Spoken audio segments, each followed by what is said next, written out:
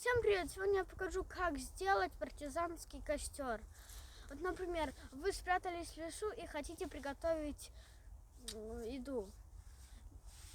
Надо выкопать яму грушевидной формы и поддувало чуть-чуть поменьше, чтобы оно соединялось с первой ямой.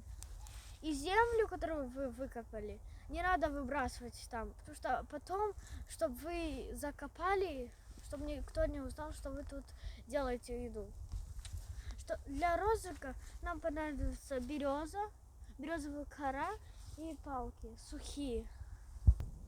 Вот я разжег огонь, теперь можно приготовить еду. Издалека огонь не видно,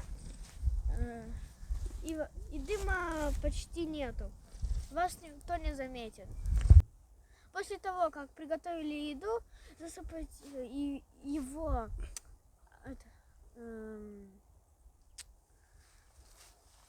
землей и листьями. И никто не узнает, что вы тут разжигли огонь. Всем удачи, всем пока.